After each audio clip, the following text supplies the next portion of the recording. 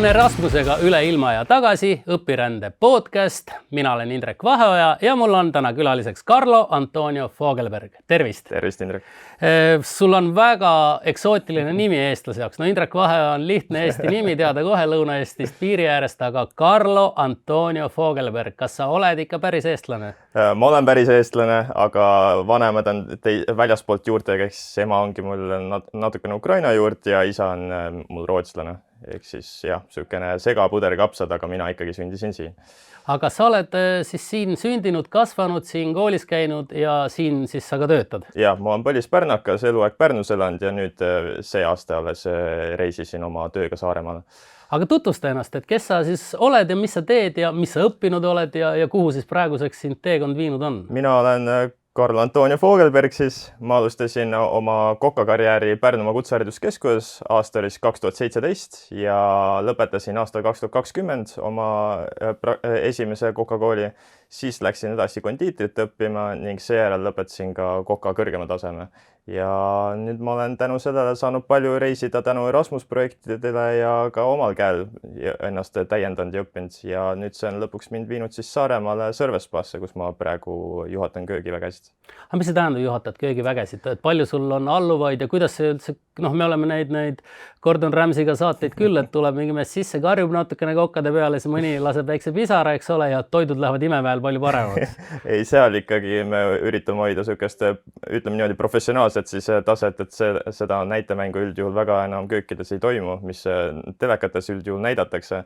Aga jah, mul on seal alluvaid natukene üle 10 inimese ja teemegi igapäevaselt seal head süüa ja teeme hotellikülalistele hommikusöögid kõik valmis ja minu eesmärk ongi seal lihtsalt, et hoida kontrolli all, et kõik toimib, kõik on olemas ja kõik on õnnelikud. See on see. Aga kuidas sa bossina, palju sa ise pead üldse süüa tegema või on sinu asi? Ikka kogu aeg. Ma olen ikka kogu aeg käed-jalad on ikkagi köögis. Aga kuidas üks koka tööpäev välja näeb tänapäeval?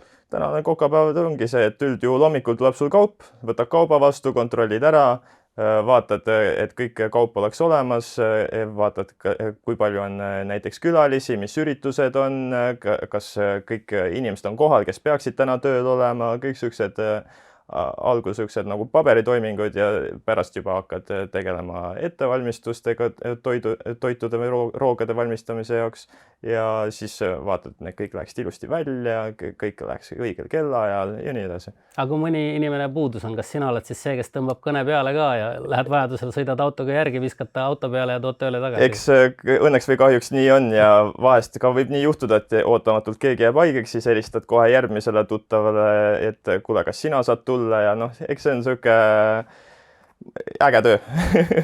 Aga lähme nüüd sinu teekonna algusesse, et kuidas üks Pärnu poiss, kes, ma kujutan ette, et kui sa olid jõudnud 9. klassi, kui sa ütled, et su ema on Ukraina juurtega, ilmselt ta teeb väga hästi süüa. Kas sa selleks ajaks, kui sa olid 9. klassis, pidi hakkama mõtlema, et mis nüüd edasi saab? Kas sa olid ise võimeline üldse süüa tegema või sind lasti kööki ikka ainult sööma? Pärast 9. klassi ikkagi mul oli oskusi täpselt 0. Et ma ei teadnud söögiteemist absoluutselt midagi, mu ema tegi väga hästi süüa ja see oligi praktiliselt kõik. Et kui mina ikkagi läksin kutsekooli, ma mõtlesin pikalt, mis ma üldse õppida tahan. Ma mõtlesin, et kokandus on nagu alati siuke ala, kus sa saad nagu kõhu täis. Et ilmselgelt ma otsustasin toidu kasuks, et kunagi, kui sellest isegi mul nagu eriala ei teki nagu välja, siis vähemalt ma saan nagu hea oskuse, mis mul eluks saaks olemas. Aga kuidas sul see mõte üldse tuli, et minna kutseharidust omandama? Kas ei olnud sellist asja, et kuidas ma lähen sinna kutsekasse, et ma ikka pigem proovin gümnaasiumisse või sinu jaoks ei olnud üldse teema? Kusjuures, eks alati oli ju meie vanustel ja alati oli see teema, et kes see kutsekool läheb kuskil supikööki, lähed kulpi keerutama, et mis asja vaata. Aga mul oli lihtsalt selline tunne, et ma ei taha enam gümnaasiumisse minna, sest ma ei näinud nagu selles mingit mõtet, et ma tahaks ülikooli minna. Mul ei olnud eesmärk, et ma tahan näiteks minna arstiks või mis iganes majandusteadlaseks. Geneetikat hakata õppima teadust tegema. Et mul ei olnud nagu sellist eesmärki ja mõtet ja ma ei teadnudki, mis ma nagu üldse tahan teha ja siis ma mõtlesin, miks mitte üldse kutsekooli minna. Et ma tean, et mul vend käis kutsekoolis, tema oli väga rahul, õppis distleriks seal ja ma mõtlesin, et ma lähen samamoodi järgi ja nii see tee läks. Ja kodused toetasid seda? Jah, minu ema oli ikkagi nagu, noh, kuna mul vend oli juba ees käinud, siis ta juba enam-vähem teadis, mis ta mind ees ootab ja tema ikkagi oli, et tee nii, nagu sina arvad heaks ja nii oli.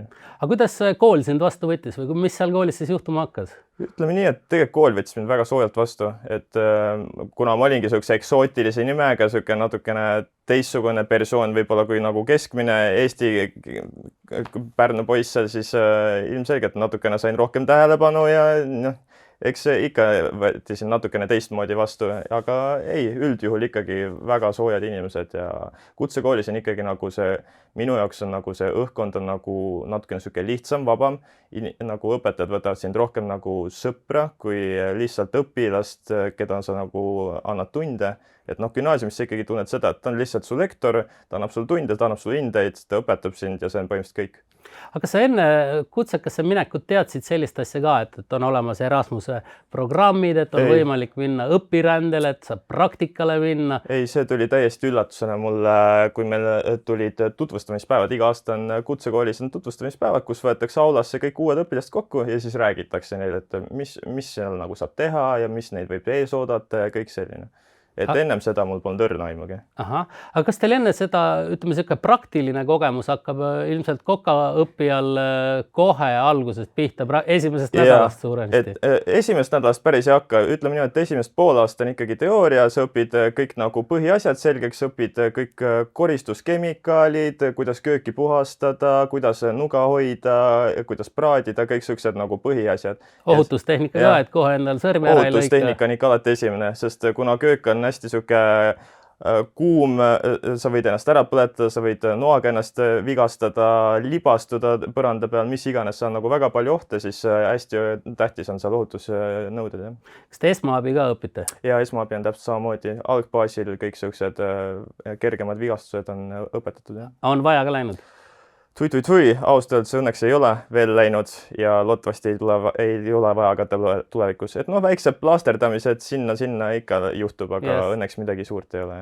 Aga kuidas, ma vaatasin, sa siin sülitasid 3 korda üle õla, et kuidas kokkadel, kondiitritel ja sellised toiduaine valdkonnas ebausuga lood on? Kas te olete üldises plaanis ebausklikud või? Üldjuhul meil on ikkagi omad seadused, mis alati toimivad ja me oleme ikkagi sellised, noh, me usume nendesse seadustesse, et kui meil on näiteks niimoodi, et vahest on restoranis niimoodi, et sul on kiire hommik, näiteks a la suvel Pärnus, metsik rahvas, et sul ongi niimoodi, et sa ei jõua tervet ettevalmistust näiteks kella 12 avamiseks valmis teha ja sul jääb täpselt üks asi puudu, mida kõige vähem tavaliselt tellitakse, siis alati see esimene klient, kes uksest kohe sisse tuleb, ta tahab täpselt seda ja no see on nagu aamen kirikus, no see on iga kord nii.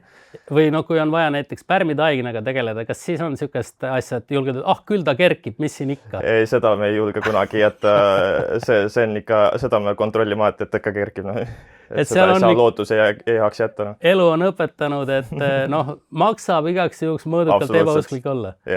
Aga lähme kooli juurde korra veel tagasi, et kuidas siis Erasmus sinuni jõudsid või sina Erasmuseni jõudsid? Et räägi veel sellest, sa ütlesid, et võetakse aulasse kokku noored ja hakatakse siis selgitama. Aga mis siis edasi saab? Et kuidas sealt siis lõpuks sa välismaale jõudsid? Ja pärast seda ongi nii, et sa pead esitama, meil on kõigil oma klassijuhatajad, sa pead oma klassijuhatajale esitama praktiliselt nagu soovi, ta võtab nimed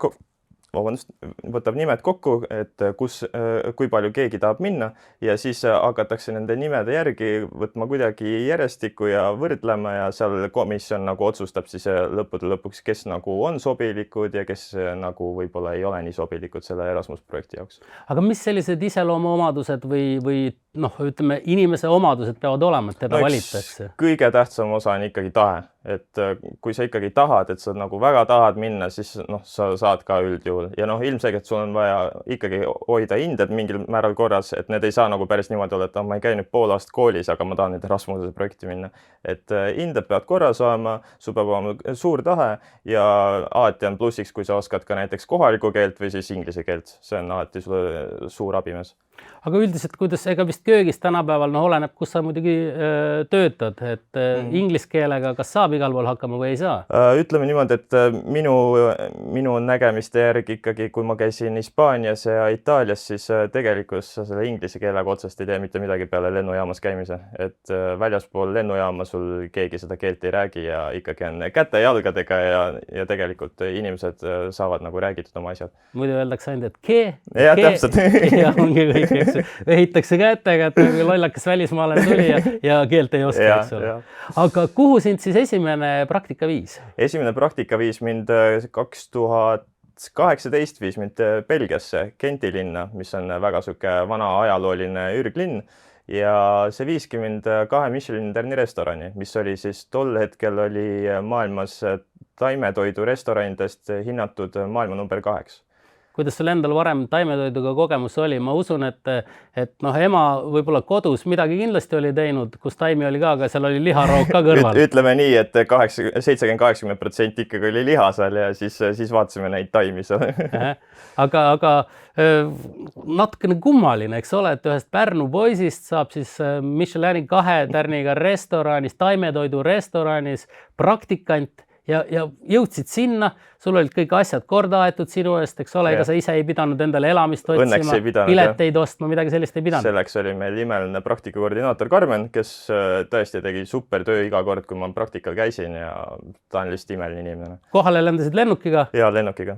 Aadress oli käes? Otsisid üles, panid oma... Ja lennujaamast tuleb meil alati juba, keegi tuleb sealt vastu, nende oma riigist, kes on ka siis seotud selle Rasmuse projektiga ja ta võtab siis ilusti meid vastu ja siis ta juba näitab meile linna ja näitab lähemaid mingeid poode, apteek, kõike, mis on nagu vaja käia igapäevaselt ja siis näitab ka ette, kus on kodu ja aitab me sisse elada.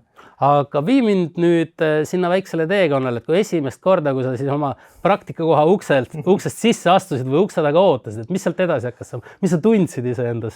Kindlasti oli selline ärevus. Ausalt öeldes minu jaoks oli nii absurdne mõte, et tol hetkel ma olin ju ikkagi üks noorimaid ja esimesi inimesi, kes üldse nagu Eestis läks kokkadest Michelini restoranis too, et kui mina läksin, siis veel ju Eestis ei olnud Michelin tärni. Ja too hetk läksid maailma põhimõtteliselt number 2 taimetoidu restorani, see oli nagu nii absurd, et sa isegi siis ei uskunud, kui sa seal ukse taga olid. Ja siis, kui see uks lahti käis, siis sa lihtsalt nägid, kui Michelin tärnidega restoran ilmselgelt väga kallis, väga ilus, suke avar, et kui sa saad sisse astusid, siis sa vaatasid küll juba suu lahti, et vau, see on nagu, kas ma olen taevas. Aga kuidas sind seal vastu võeti? Väga soojalt ja õnneks Belgia oli sukene linn, kes ikkagi mingil tasemel rääkis ka inglise keelt, et siis oli nagu ka lihtsam nagu esimene praktika ennast sisse elada ja muidugi praktikakoordinaator oli minuga jälle kaasas seal ja tema aitas mul nagu jälle sisse sinna kõigiga elada ja sulanduda. Aga kas nõutakse seal ühelt praktikandilt, kes tuleb kuskilt kaugelt Ida-Euroopast, ma ei tea, mingit, et anna aru, mida sa teha oskad või see oskuste pagas on neil juba nagu mingiks eelduseks, et sind üldse praktikale võetakse, et sa ei pea seal hakkama koha peal nüüd tõestama, et kas sa kartulit koorida ikkagi oskad või nii rasket tööd sulle üldse kätte seal ei antagi? Ja ilmselgelt nad ennem näevad meie CV-d, me saadame sinna taotlustesse oma CV-d ja motivatsioonikirjad ja siis nad juba selle järgi näevad enam-vähem ära, mis ta ikkagi nagu praktilist on osanud teha ja mis ta ei ole teinud. Üldjuhul väga paljud Michelini tärnid tänapäeval armastavadki seda, et nad saavad täiesti puhtalt lehelt nagu õpilasendle, ehk nad saadki täpselt oma käe järgi kohe voolida, sest nagu elu näitab siis, kui sul tuleb juba oskustega inimene, kes on nagu harjunud ühtepidi tegema asju ja tuleb nüüd sinu kööki, siis ta teeb ikka omamoodi neid asju ja väga raske on teda ümber koolitada seal. See on natuke mõnes mõttes ju nagu teatri või siis näitlejaks õppimisega, eks ole, kuhu ka eelistatakse, et inimesi saaks vormida oma käe järgi, et keegi ei tuleks juba välja kujunenud isiksusena ja siis ta ansamblisse sobitub võib-olla mitte nii hästi. Jah, et palju raskem on pärast ümber voolida, et neil meeldiski nagu puhta taustaga inimesed, kes ei olnudki praktiliselt päevagi nagu kokatööd teinud, et nagu täiesti nullist ja kohe korraks, et õpetada nii nagu peab. Kas sa kõiki taimi, mida seal restoranis valmistati toiduks, tundsid ka või oli sinu jaoks seal ka üllatusi? Ei, seal oli väga palju too hetk väga võõraid tooteid, seal hästi palju kasutati ikkagi nagu maitseainetest üldsegi kasutati ju Põhja- ja Lõuna-Aafrika maitseaineid, et noh, eristuda ikkagi nagu restoranides ja nad oskasid nagu imehästi neid kasutada, nagu täiesti sellised erilised maitsed, mida sa nagu noh, isegi ei oska kirjeldada. Meil Eestis on sool, must pipar no, täpselt, ja küüslauk ja ongi kõik. Seal oli 40 erinevat purki lihtsalt, kõik olid põhimõtteliselt sama värvi, aga erineva nimega ja nad kasutasid nii meisterlikult neid. Ja seal oligi erinevaid juususid, too hetk endiive, igasuguseid erinevaid selliseid tooraine, mida sa nagu eluses pole näinudki ja nad tegid nii häid asju sellest, et noh, uskumatu koht. Kas sa mäletad oma esimest tööd ka, mis sa seal tegema pidid? Ausalt öeldes enam ei mäleta, et see oli ikkagi juba 6-7 aastat tagasi ja see võis jumal teab, mis oli. Aga ma mäletan, ma väga tihti ikkagi, mis mu ikkagi lemmikuks tööks sai, oli ubade koorimine. Ehk siis sa pidid need kiled sealt pealt ära koorima. See oli üks põhitöid, mis ma alati sain iga hommik seal teha. Aga mida praktikandid veel sellises kohas teevad? Sest no üks, mis kindel, et ega sind kohe alguses mingit peent kastet keetma ei lasta, mingit noh, selliste serveerimise juurde ilmselgelt ka ei lasta, eks ole, et need on noh, sulle näidatakse võib-olla eemalt, aga ka eemalt. Eks üldjuhul alustatakse ikka alati külmast köögist, ehk siis kus on eelroad ja mingid väiksed suupisted ja asjad. Et alustatakse sealt, algul teed ainult ettevalmistusi, siis hiljem, kui nad näevad, et sul on juba potentsiaali, sul on nagu need asjad selged, siis nad lasevad sul juba esimesi asju natukene välja panna nagu teise inimesega koos ja siis nad kontrollivad sind kogu aeg ja siis niimoodi saad kogu aeg redelis nagu üles minna. Lähed sealt edasi pearoogadesse, siis lähed desserti ja siis lähed päris väljastusse ja noh, nii see läheb. Aga mis on kõige keerulisem või kõige raskem sellise töö juures alguses? Ma tahaks öelda, et kui nendest sektsioonidest valida, ma arvan, kõige raskem oli väljastamine ja see oli ka viimane koht, kuhu mind saadeti, et see on nagu see redeli tipp, siis kus sa nagu kõige lõpus saad minna.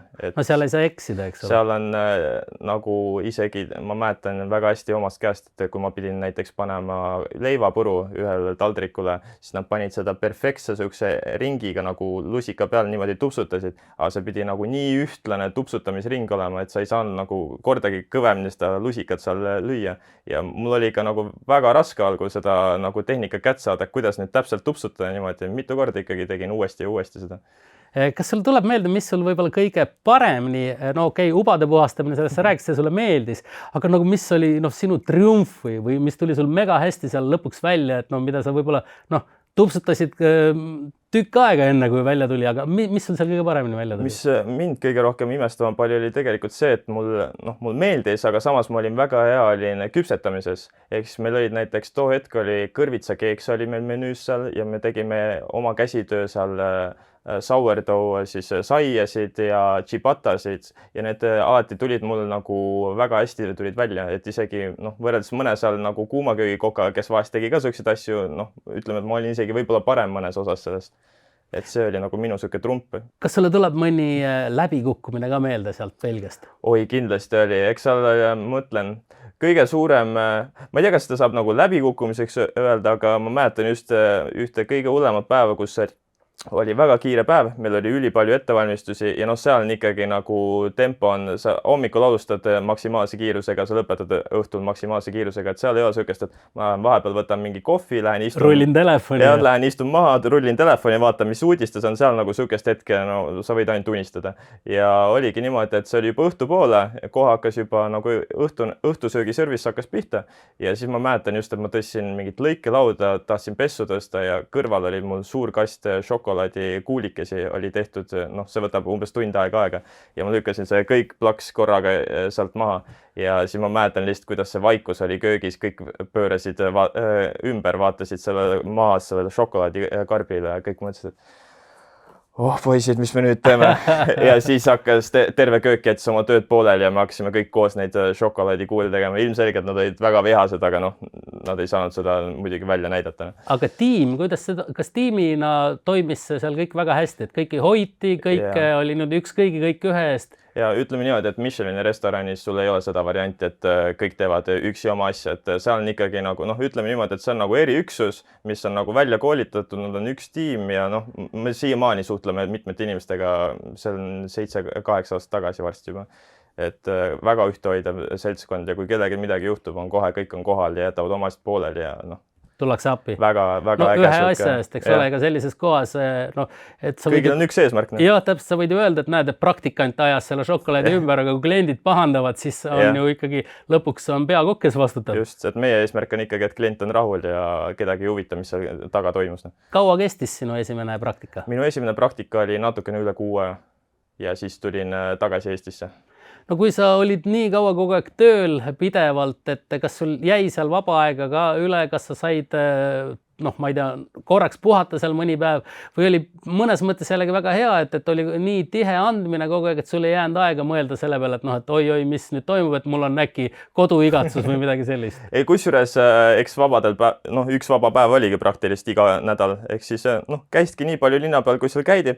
Ega ausalt öeldes seal ei olnud nagu nii palju neid selliseid nagu vaatamisväärsusi ka, et ma nüüd lähen sinna. Mis see Genti vanalinn ikka on, 2 päevaga vaatad ära ja jah, ta on väike vanalinn selles mõttes ja seal ei ole nagu midagi nii palju, seal kõrval on kohe neil suur islami kogukond, mis oli väga ägedate turgudega ja hoopis teistsugust tooted, see oli ka nagu väga äge oli käia. Aga selles mõttes minu eesmärk ikkagi oligi see, et kui ma teadsin, ma lähen 2 Michelin tärni restorani, see on põhimõtteliselt, mina võtsin seda kui nagu once in the lifetime opportunity. Eks see on üks kord elus see võimalus sul ja ma annan sealt reast 120% ja ma võtan kõik, mis sealt võtta saab. Aga kui sind hakkas siis praktika läbi saama, mis nad sulle ütlesid või kuidas nad ütlesid, kas kutsusid tagasi ka? Ei, ilmselgelt ei kutsunud, et selles mõttes, kui sa võrdled ikkagi teise kursuse poisi taset ja seal, mis on ikkagi nagu 10-aastase kogemusega treenitud mehed, see on nagu öö ja päev lihtsalt. Et selles mõttes muidugi sa tegid head tööd ja ma sain kõik soovituskirjad nende poolt ja et kui ma tahan kuskile mujale tööle minna, siis mul on kõik soovituskirjad anda, kõik nende allkirja pitsatitega, aga niimoodi, et tööle ei mitte kunagi. Aga eks seda võib-olla olekski palju olnud. Ja, ma kardan ise ka. Aga kui praktika läbi sai, mis siis edasi? Kas selle kohta peab üks õppur kirjutama ka mingi aruande? Kas sa pead sellest ka ikkagi paberit koostama, et nüüd ma käisin Erasmusega õpirändel, et mis ma õppisin, mis ma täitsin või on lihtsalt, mul on nüüd tehtud, lähme edasi? Ja, meil on just see, et iga kord, kui meil Erasmus tagasi tuleme, me peame esitama enda meil on siis valida, kas me teeme seda kirjalikul teel või siis video teel, teeme nagu kas blogi või siis vlogi teeme video teel ja siis põhimõtteliselt näitame, milline meie igapäevaelu oli, milline see linn oli, kuidas meie elu seal kulges see terve kuu aega ja siis pärast esitame seda kas klassis või aulas teiste õppijate ees, et kuidas meil läks. No tulid sealt Belgiast Gentist tagasi, jõudsid koju, ema oli kapsarullid valmis teinud, kas ei olnud kiusatust emale öelda, kuule, ma olen nüüd kõrgelt koolitatud poeg ja sa ei oska siin midagi teha, oota, ma näitan sulle. Eks meil seda nalja oli küll, aga ütleme niimoodi, et ema võtab ikkagi toidu tegemist üsna tõsiselt ja pikalt seda nalja teha ei saa. Ja ega siis tuleb ikkagi taignarull. Siis tuleb taignarull ja siis on koduarest ja nägemist. Aga mis siis edasi sai? Kuidas sinu õpingud edasi läksid? Edasi ma läksingi tagasi oma esimesse praktikukohta, kus ma esimesel kursusel olin, eks ma alustasin oma teekonda Pärnus Piparmindi restoranis, mida nüüd kahjuks enam küll ei ole, aga mul oli seal suurepärane nagu iidol või mentor Vladimir Upenjek, kes on ka Eesti tasemel väga tuntud kokk ja aastakokk ja käinud väga palju võistlemas ja tema nagu üldse nagu lõi mul selle esimese sädeme nagu silma, et kokandus on tegelikult jumala lahe. Me käisime igal pool, reisisime food truckidega, tegime seal koha peal igast ägedaid asju, et see oli nagu vägev. Ja siis ma läksingi sinna tagasi ja vaikselt tegin oma tööd edasi. Aga siis, kas sa käisid Erasmusega oma esimese kokaõppe ajal veel kuskil praktikal või lõpetasid ära? Esimese kokaõppe ajal ma veel käisin, ühe korra läksin veel Hispaaniasse Valenciasse, kus oli siis ühe Michelin tärni restoran ja selle restorani peakokk oli töötanud äsja El Bulli restoranis, mis on siis üldse maailma nagu kõige tuntum restoran praktiliselt pärast Noomat nüüd. Et kunagi ta on ikkagi nagu molekulaargastronaamiast, ta on see nagu molekulaargastronoomia põhimõtteliselt looja ja selle isa. Kas kogemus seal oli kuidagi teistmoodi ka kui Belgias? Ütleme niimoodi, et see toidukultuur ja ikkagi see toit, mida nad söövad, see on ikka nagu öö ja päev. Et kui näiteks ikkagi Belgias õppisid seda, et seal on nagu tähtis selline nagu täpsus, balanssis stabiilsed maitsed ja kõik selline, siis ikkagi Hispaania oli selline, kus oligi nagu toid nagu paella ja kõik sellised. et sa pidid nagu õppima seda, sealt sa nagu õppisid seda kannatust, tundma nagu mereande paremini ja noh, nagu turul öeldi sulle alati, kui sa tunned, et mereannil pole merelõhna, siis ei ole mõtet seda ka võtta. Mis on esimesed asjad, mida peab turul vaatama, kas mereand on värske või ei ole? Eks üldjuhul esimene asi on kohe sa näed ta pealmist kihti, oleneb, kas sa siis vaatad näiteks kaheksjalgu või kalastest saad kohe silmadest aru juba, kas tal on selge või on see hägunes. Silm peab olema selge, kui on natukenegi hägune, siis ei kõlba enam. Aga üldjuhul ikkagi see esimene faktor, mida mulle nagu õpetati, on ikkagi lõhn. Sa tunned lõhna järgi ära, kas ta on veel merelõhna, kui ta on sul tugev merelõhn, sa tead, et ta on otse merest tulnud, mitte mingit probleemi pole ja siis saad juba järgmist faktorit seal vaata. Seal ei ole vaja siis hakata näpuga katsuma, kas on vetru või midagi, et see on ikkagi kohe tunda. Üldjuhul nad ei lasegi sul seda teha, et see ongi ikkagi nii, et vaata ära, mis sa tahad ja anna teada ja osta ära. Aga kas sul tekkisid seal juba turul sellised kindlad mehed ka, kelle juures alati käisid, et ei pidanud muret tundma, et oi, et kas ma talt saan nüüd värske 8 jala või et noh, ühe korra sain, teine kord ei saanud? Kusjuures meil oli õnneks jah alati siuksed kindlad inimesed, kelle juures me käisime ja me teadsime alati, et noh, kuna me olime linnas ainukene Michelini tärniga restoran too hetk, siis me saime alati ikka saad leti alt selle kõige parem ja kõige värskem ja noh, kui keegi tahtis leti pealt midagi võtta, tavaline klient, siis anti ikka see natukene juba seisnud toode. Aga kas, noh, mõtleme küll, eks ole, et Michelini tärn ja küllap on see varustus väga hästi organiseeritud ja ikkagi on see, et hommikul lähed turule, ise vaatad oma silma järgi, et noh, nüüd on vaja, täna on vaja, ma ei tea, seal tuunikala ja siin on vaja nüüd, ma ei tea, mingid krabisid võib-olla või karpe ja nii edasi, et see ei ole, et neile tuleb kuskilt kaugelt, vaid ikkagi oma silm, oma käsi ja kohalik turg. Eks see üldjuhul oleneb ikkagi restoranist ja see oleneb ka palju peakokast endast, et ilmselgelt on ka suuri restorane, kes sa ei jõua igal pool käia kohal ja otsimas, et sul ongi ainult paari kohta, kus sa käid vaatamas, et noh, sealt ma võtan selle ja sealt selle, aga üldjuhul ikkagi tulevad sul enamus asjad tulevad kaubaga. Aga hispaanlastel, itaaliastel kipub ikkagi see vana komme olema, et ikkagi oma silm on kuningas ja ma ikkagi lähen nüüd vaatan ja valin ise selle kõige parema tooraine. Nii on kõige kindlam. Jah, see on nagu 100% peale minek. Aga kuidas nüüd, noh, okei, sul oli Belgias, oli käidud toidukultuuri koha pealt natukene tutvutud, kas sa Hispaania toidukultuur oli sulle varem tuttavam ka või pidid seda natukene ikka kodus eeltööd tegema, kui sinna läksid või läksid koha peale, siis noh, hakkame nüüd siis vaatama, mis edasi saab. No ütleme ikkagi nii, et ma olen ikkagi klassikaliselt sükene slaavi sugemetega toidu peale üles kasvanud ja ilmselgelt oli ikkagi Hispaania toit ja oli mulle nagu väga võõras. Ma teadsin midagi Itaalia toidust, aga Hispaania oli ikkagi minu jaoks nagu väga kadunud maa. Mida seal restoranis kõige paremini valmistati ja milline seal, noh, ma ei tea, mingi päevamenüü või mis seal näiteks oli, too näiteks? Kusjuures kõige parem võib-olla, mis mulle nagu alati meeldis, olid, nad tegid iga nädal tegid erinevaid austritega eelroogasid. Oligi siis näiteks kõige, mis mul meelde jääb, oligi, nad tegid mandli konsomee, tegid sinna, seal oli auster ja karbi sisse pandud ja seal oli roheline õun oli ära marineeritud ja siis pandi veel ürdiõli peale. See tundus nagu niisuke imelik kombo, sa mõtlesid nagu, kuidas see kõik toimub, mingi mandlikonsomee, mis asi see veel on, aga siis, kui sa nagu selle võtsid sisse, siis sa lihtsalt nagu mõtlesid, et noh, ma pole elu sees midagi nii head asja saanud ja see nagu, muidu mul nagu austrid väga ei meeldi, aga koos selle vedeliku ja kõige selle komboga see oli nagu super lihtsalt. Aga see ühel Eesti mehel, kui ta läheb Hispaanias Michelini tärniga restorani, tellib sealt, noh, ma ei tea, 3 käiku, kas kõht saab täis või jääb tühjaks? Tegelikkuses Michelin tärnid üldjuhul pakuvad 3 käiku ainult lõuna ajal ja ikkagi, kui sa nagu õhtusöögile tuled, ta on küll natukene kallim, aga seal on käike rohkem ja need on ikkagi kõik niimoodi arvestatud, et ikkagi nagu keskmise inimesärgi, et sul tegelikult jääb ikkagi kõht täis. Et seal ei ole niimoodi, et noh, et nagu tahaks, et noh, pange mulle nüüd 2 päeva praadi, ma virutan 10 minutiga kõhu täis, siis kulistan klaasi peale ja noh, ruttu joostes koju ära. Ja ei, see ei ole kindlasti see koht, et üldjuhul ikkagi nagu ma näiteks sain ka võimaluse õhtusöögil käia esimeses praktikakohas siis Belgias. Seal mul tehti tausta lõuna välja tänutäheks, et ma aitasin tööd teha ja tegin tööd. Siis oli, kui palju mul läks? 5 tundi läks mul õhtusöögi ajal aega, et 6 käigune see koors siis läbi käia. Mis sa Hispaaniast kõige rohkem õppisid või mis sa koju kaasa võtsid? Ma arvan, et kõige rohkem ma võtsingi kaasa just selle tooraine nagu tundmise.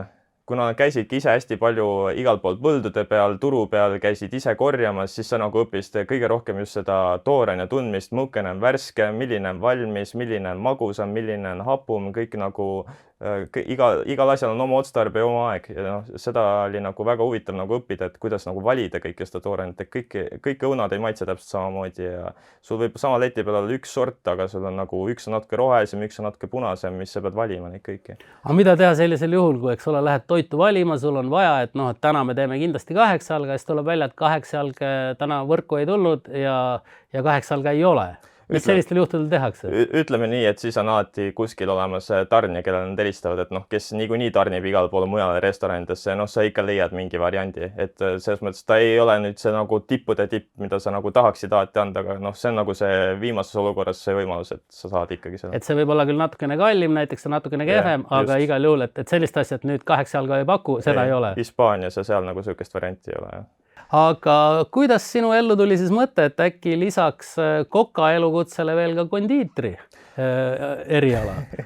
Kuna ütleme niimoodi, et kogemustega ma käisin väga palju ju ka, tegin oma praktikaid ka Pärnumaal erinevates kohvikutes ja üldjuhul ikka tuli mingi cateringi töid teha või siis mingid ampse kuskil mujal restoranides, siis sa nägid ikkagi, et üldjuhul peakokkadel ja kokkadel on vähemalt Pärnus, kuigi mul on tunne ka, et mujal Eestis on ikkagi see nagu magustoidu ja see desserdi oskus on nagu väga väike. Nad ei oska üldjuhul ikkagi teha sellisel tasemel nagu välismaal ja tehakse neid desserte.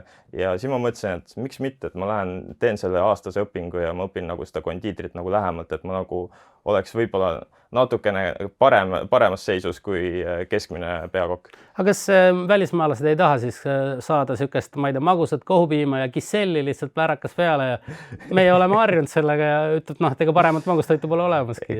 Kusjuures huvitav ongi see, et kui see oli Belgias, siis Belgia ilmselgelt on šokolaadimaa ja seal on väga palju šokolaadiga tooteid, väga palju selliseid kreemiseid tooteid, väga magusaid, et nemad nagu armastavad väga seda šokolaadi ja kreemi, vahukoort, sellist tugevat. Aga kui sa jälle näiteks läksid Hispaaniasse nagu tunned jälle hoopis vastupidist, et seal nagu tahavad pigem just selliseid nagu värskeid puuvilju, kõik, mis nagu on just kasvanud nagu puu otsast võetud, lihtsalt lahti lõikanud. Paned käe aknast välja, võtad apelsini puu otsast, eks ole, sa koorid selle lahti, ta juba on magustoit. Ja sul ei olegi rohkem vaja, seda nad nagu ise nagu väga hindavad ka ja nad ütlevadki, et milleks on vaja nagu asja nii keeruliseks teha, et tegelikult ju lihtsuses peitubki võlu ja nagu anna seda toodet, mis sul maa annab. Nii, aga kondiitriõpinguid sa jätkasid siis seal samas Pärnus? Jaa, kondiitrit ma jätkasin Pärnus.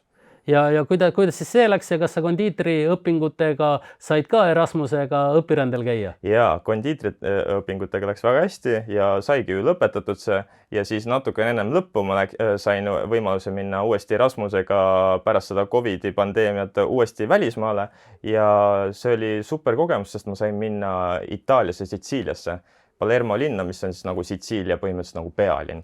Et see oli nagu hoopis teistsugune kogemus võrreldes nagu sellise euroopaliku Belgiaga või siis ta oli nagu natukene sarnane Hispaaniale, kuigi Hispaania on ka ikkagi nagu juba euroopastunud ja ikkagi läinud nagu ühtsema massi poole ja Itaalia täpselt samamoodi, aga Sitsiilia, nagu nad isegi ütlevad, siis Sitsiiliast ütlevad, me ei ole itaallased, me oleme ikkagi sitsiillased.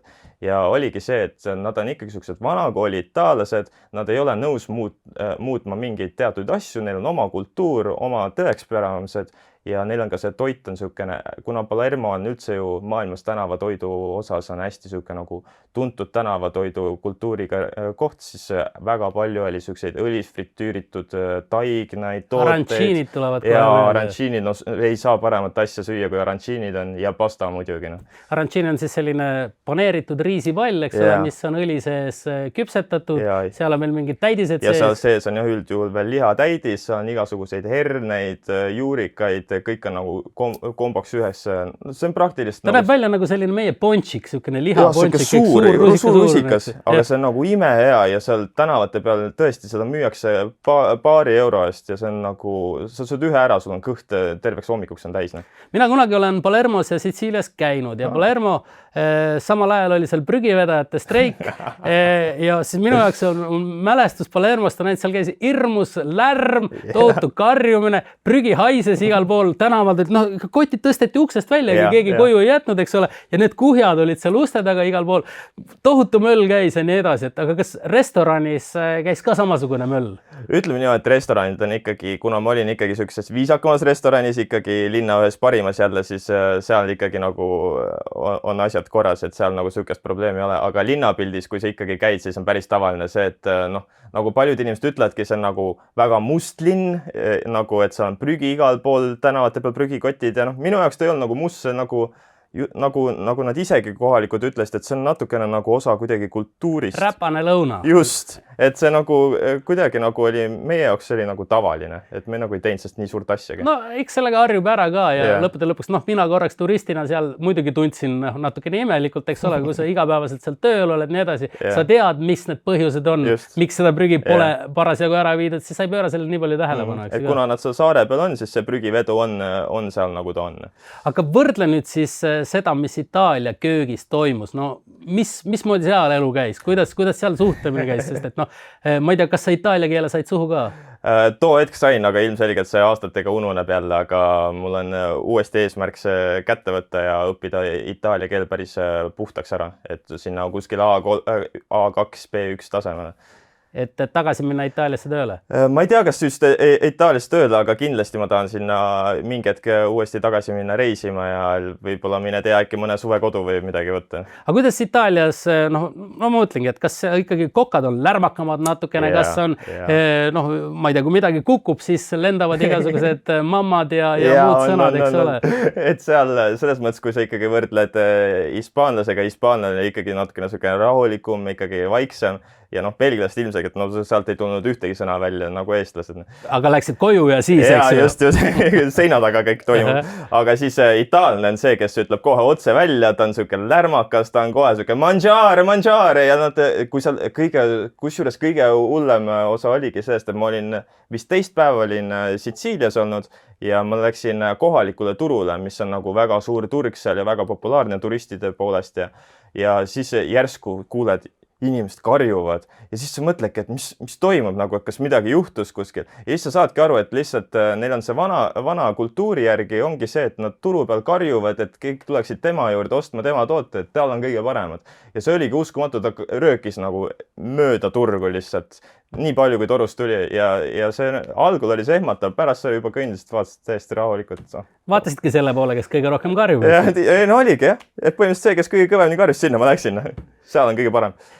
Kui sa nüüd mõtled oma teekonna peale tagasi, no ma arvan, et su teekond ei ole veel läbi, et see ikkagi on alles täitsa alguses, eks ole, siis mida need erinevad praktikad ja õpiränded Erasmusega koos on sinu karjäärile andnud, mida sa Eestis õppides, puhtalt ainult Eestis õppides poleks saanud?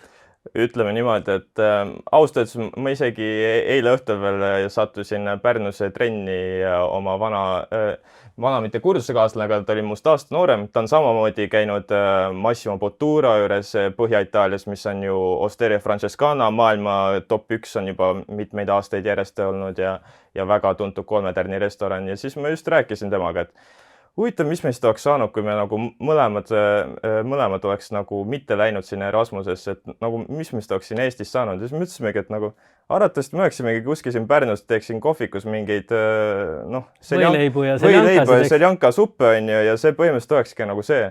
Aga nagu Erasmus tegelikult oli ju see, mis nagu Tärni restoranidest, see nagu avas nii silmad lahti, kuna meil too hetk ei olnud Tärni restorane ja sa nagu nägidki tegelikult nagu seda maailma, kus nagu profid töötavad. No, sa näed väga üksikus restoranis isegi praegu Eestis, kus on nagu tõeliselt nagu profid tööl. Et see tasemed, võrreldes nende tasemetega on ikka nii suur hüppelaua vahepeal, et nemad on ikkagi juba aastasadu teinud oma retsepte, oma asju, meie oleme ikkagi nagu väga uued sellisel nagu, ütleme niimoodi, fine dining stiilis kulinaarsel teel. Et päevapraadi me oskame teha küll, eks ole? Jah, just. Et isegi kui ma võrdlen nagu, ma olen kokkade olümpiameeskonnas, võistleme nüüd järgmine aasta kokkade olümpiaga Luksemburgis võistlustel, siis kui sa võrdled ikkagi nagu näiteks, mida juba tegi 5 aastat tagasi Rootsi meeskond ja mida meie hetkel teeme, siis ikkagi sa vaatad, seal on mingisugused tehnikad, mida me siiani ei saa aru, kuidas nad seda teevad. See on nagu nii palju aastaid ees omadega, et lihtsalt ei jõua järgi sinna. Aga kui sa nüüd lased natukene oma fantaasial mängida, no kindlasti oled sa seda varemgi teinud, et milline sinu kokateekond või noh, ütleme toidu valmistaja, kondiitri, mis iganes köögivõluri teekond, milline see olla võiks, et mis sa tahaksid veel saavutada või mida proovida? Mida ma proovida tahaks? No sa võid mõelda selles mõttes nagu vabalt, et homme keegi sulle protokolli järgi ei tule, et ahah, seda sa lubasid, aga ei teinud, seda ka ei teinud, et nüüd sa oled läbi kukkunud, et seda ei ole, et pane korraks nagu nii, nagu torust tuleb. Eks mis ma kindlasti proovida tahaksin, oleks veel aastakokkavõistlused. Ilmselgelt see on nagu siuke, kui ma alustasin, ma käisin oma esimese mentori Vovaga, alati käisime iga aasta neid vaatamas, see oli nagu siuke must be, et noh, selle nime me peame siin aastakoka tiitlile kirja saama ja noh, varem või hiljem see sinna tuleb, et selles nagu pole küsimustki. Aga eks ega halba ei teeks ju, kui üks päev läheks Boku Story'ga võistlema ja Eestit esindama ja noh, täpselt samamoodi nagu ma olümpiameeskonnaga nüüd lähme esindama, see on juba minu jaoks väga suur asi, kuna ma olen seal üks nooremaid. Et suhtes kohas 12 inimest, vaadates, et Eestis on 12 000 kokka, siis saab praktiliselt selle alla 1% inimeste seest, kes nagu esindab seda ala ja see on nagu, noh, see ongi nagu aujuhkus, et no nii noored sa saad nagu suhkseid asju teha. Ma pean tunnistama, et ma olen rääkinud päris palju inimestega erinevatega ja olen rääkinud ka inimestega, kes on ülikooli lõpetanud, magistritöid teinud, doktoritöid isegi teinud, aga ma ei julge küll öelda, et nad kõik oma tööst nii kirglikult räägiks, kui sina, kes sa oled, eks ole, käinud, omandanud kutsehariduse, käinud Erasmusega õpirännakutel ja nii edasi, et sellist sisemist põlemist ja rõõmu oma tööst, et seda väga tihti ei näe. Et siinkohal minu arust väga hea näide sellest, et kui sa juba ikkagi alguses tunned, et noh, et see gümnaasiumihariduse võimalik ülikool mind ei köida, no aga ära siis mine. Yeah. Et mul oligi see ju tegelikult, et miks ma ka gümnaasiumisse ei tahtnud minna, oli see, et ma ei olnud nagu nii andekas nagu näiteks matemaatikas, füüsikas, mind nagu ei huvitanud ka see ja siis ma nagu ei tahtnud seda õppida ja ma tundsin nagu, et milleks mul veel seda gümnaasiumit vaja on, et ma pigem lähen õpin siis mingi praktilise asja ära, mis võib nagu päris kasuga olla. Et nälga ei. Ja lõpuks, noh, eks esimene aasta oli ikka keeruline, mõtlesin, et tuim teooria, kas see on ikka see, mis ma tahan, aga noh, läksid ikka edasi ja üks hetk lõigi su silma särama ja kuna ma olen eluaeg sporti teinud ja niikuinii võistelnud sulgpalli erialal ja hästi palju nagu ka esikolmikus ja istunud ja siis oligi kogu aeg siuke hasart tekkis nagu kokandust, et nüüd ma lähen võistlen seal, nüüd ma tahan seda teha, nüüd ma tahan sinna jõuda ja see kuidagi läks niimoodi. See selgitab ka seda, et miks sa juba praegu kokkadega koos võistled ja miks suured võistlused sind edaspidi nagu erutavad. Erasmusega üle ilma ja tagasi õpirände podcast oli meil külas Carlo Antonio Fogelberg, suur aitäh, et tulid ja ega muud ei ole, pöidlad pihku ja ikka edasi. Aitäh kutsumast. Everybody all around, everybody's getting down. Everybody's like, wow, there's a new sound in town. Everybody's like, wow, that's just our